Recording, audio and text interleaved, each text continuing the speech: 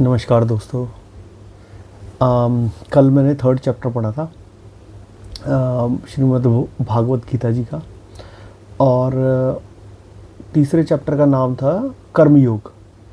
तो कर्मयोग में बेसिकली मैं आपको उसका क्रक्स दे देता हूँ, मोरल दे देता हूँ कि कर्मयोग में उन्होंने बेसिकली ये बताया था कि आपको जो है ना कर्म करना है विदाउट एनी एक्सपेक्टेशन। यानी जो हम कुछ भी करने के बाद एक्सपेक्टेशन लगा लेते हैं कि अब इसका रिजल्ट अच्छा आएगा, उसको त्याग कर काम करना है। और बिल्कुल ऐसे कर्म को करना है जैसे कि आप यज्ञ में आहुति डाल के भूल जाते हो ना, वो जल जाती है। तो ऐसे ही अपना कर्म करके उसको भूल जाओ। उसके बाद जो उसका रिजल्ट आना है ना, वो आपको आप जिस भी भगवान को मानते हैं वो अपने आप आपको उसका रिजल्ट दे देंगे। और जो भी कर्म करना है ना, वो एज अ ड्यूटी करना है। ये नहीं सोचना है कि यार ये मजबूरी है कुछ, उसको सोचो आपका कर्तव्य है। अगर आप कर्तव्य समझ के करोगे ना, तो आपको ज़्यादा अच्छा अंदर से महसूस होगा और फिर आपको एक्सपेक्टेशन भी नहीं रहेगी। ठीक है। और ये जो मार्ग है ना, कर्मयोग में यही बताया गया है कि यही मार्ग जो है ना आपको जीवन से मोक्ष दिला देगा। तो ये इसका बेसिक मॉरल था। अच्छा, इसके अलावा एक बात और करनी थी मैंने। मैं कई लोगों से अब आजकल मेरी बात होती है इन्हीं विषयों के ऊपर। तो किसी ने मेरे को ये ऐसा बोला कि ये जो हमारे, जब मैं बोलता हूँ कि शास्त्र पढ़ो, तो किसी ने मेरे को ये बोला कि शास्त्र ना बड़े पुरानी टाइम की बात करते हैं, सतयुग के टाइम की बात करते हैं।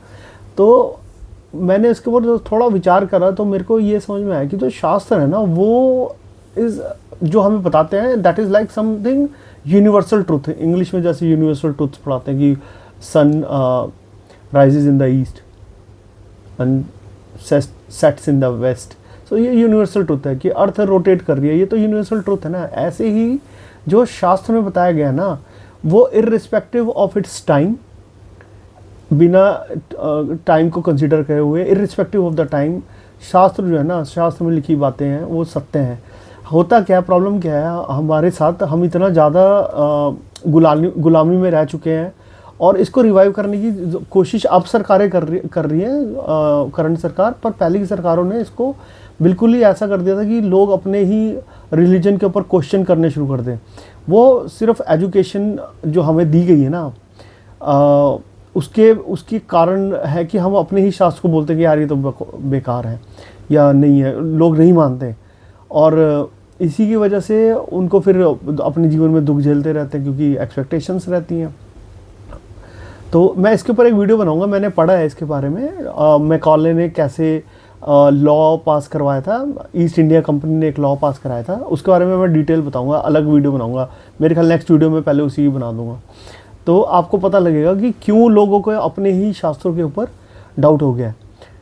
बट इसको तोड़ना है, इस मिथक को तोड़ना है। और मैं चाहता हूँ कि आप पढ़ो और समझो।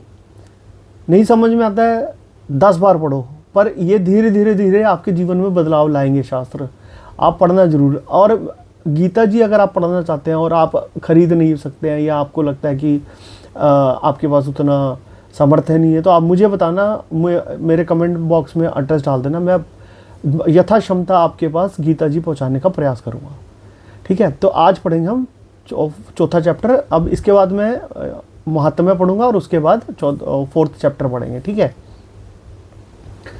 तो बने रहिए मेरे साथ।